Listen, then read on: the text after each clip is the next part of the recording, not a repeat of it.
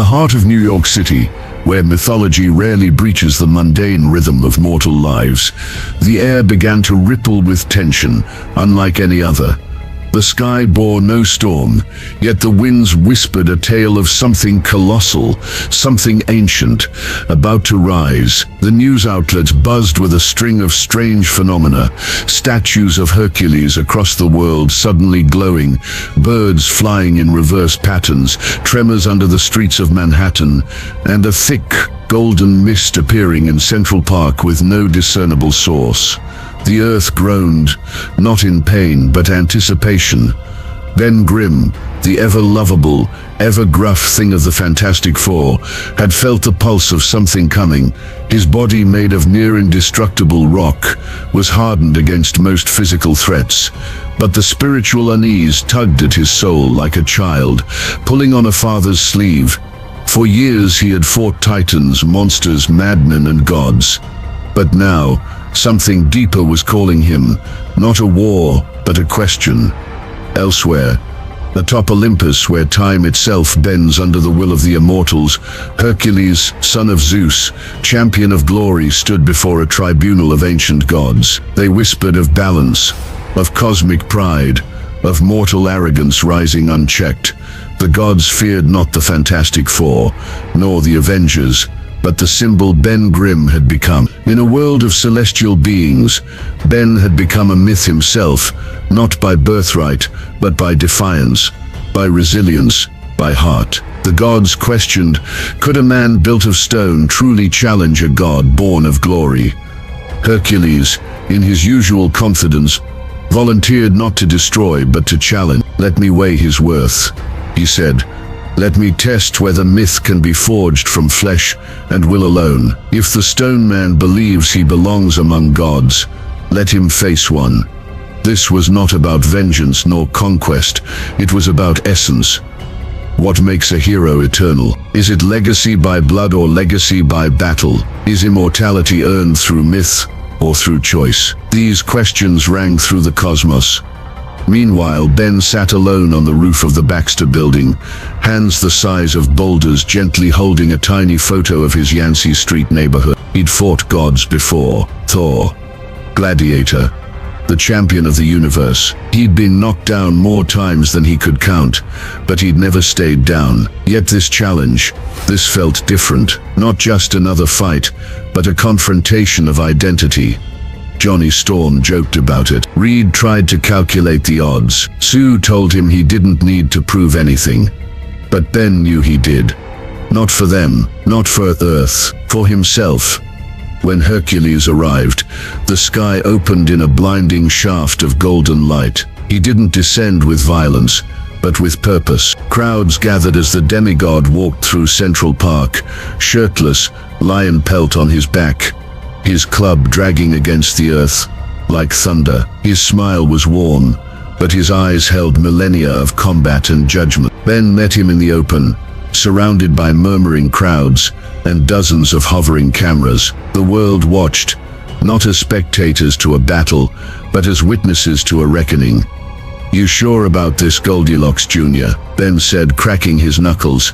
"This is not about anger, Benjamin Grimm. It is about truth. Do you believe yourself mighty? Then show me your truth." Ben didn't laugh, he just nodded. But before fists were raised, Hercules offered something rare: a conversation. He sat, and surprisingly, so did Ben. They talked, not just about strength, but about loss. Hercules spoke of his labors, not as trophies, but as burdens, of the madness Hera inflicted upon him, the family he'd lost, the endless cycle of glory that left him hollow. "You think I love being worshipped?" he asked.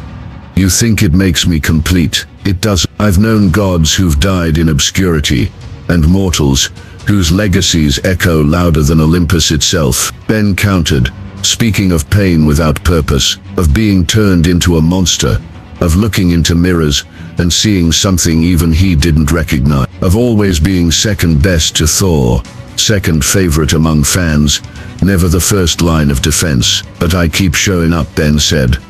"I fight, I lose, I fight again, not cause I want glory, cause it's what's right." Hercules looked at him not with disdain, but with deep, almost fatherly curiosity. "You carry pain like Atlas carried the sky," Hercules said, "but will you let it define you or transcend you?" Ben stood. "You tell me, Herc."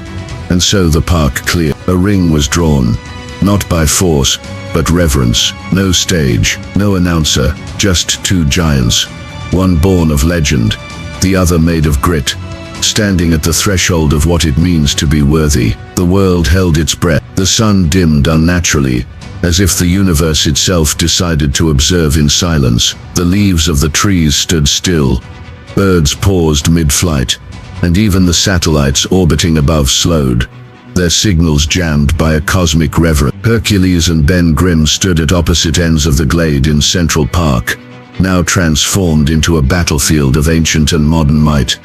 Hercules struck first, not with brute rage, but with calculated strength. His foot shattered the earth beneath him. As he lunged with his lion-guarded shoulder, Ben braced, lowering his stance like a fortress. The impact was a cannon blast, a shockwave tearing through buildings 5 blocks away. The crowd screamed and scattered, but the cameras stayed recording every second. Ben retaliated with a left hook, seismic in force, his fist embedding into Hercules' jaw. The demigod staggered, eyes wide, not in pain, but in surprise. He hadn't expected such raw, honest power, but he smiled. "You are not without teeth, old friend." "Buddy, I am the teeth." What followed was no mere brawl. It was a mythological ballet. Ben charged like a bulldozer, pummeling with fists forged by years of pain and perseverance. Hercules countered with divine precision, his strikes cracking the air like lightning bolts. Each blow was a paragraph in a cosmic dialogue, each grunt a declaration.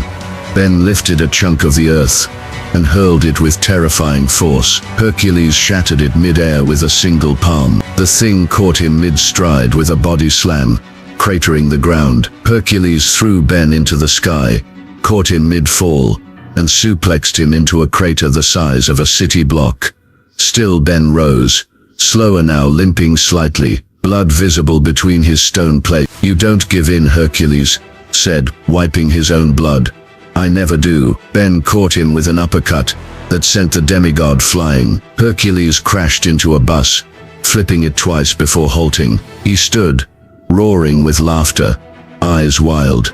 "Then neither shall I." They met again, fists blurring faster than human eyes could track. Ben's rocky skin began to crack. Hercules' bones began to bruise. Blood from a god, dust from a titan. Then came the moment.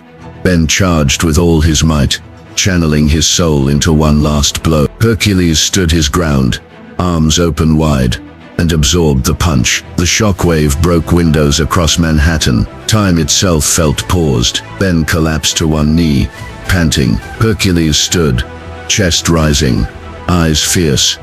"Is that all?" Ben didn't answer. He just looked up, exhausted, not defeated. Hercules walked forward, leaned down and touched Ben's shoulder. "You fought like a god, but I am a god, and I will not fall today." With one final blow, not cruel, but merciful, Hercules struck Ben in the chest, sending him crashing into the earth. Like a comet, Ben didn't rise. The crowd stood in silence, no cheers, no cries, just awe. Hercules walked to Ben, knelt beside him, and whispered, "You are the finest of men, Benjamin Grimm, but this was not your mountain to move." Ben, barely conscious, smiled weakly. "Yeah, well, you hit like a truck."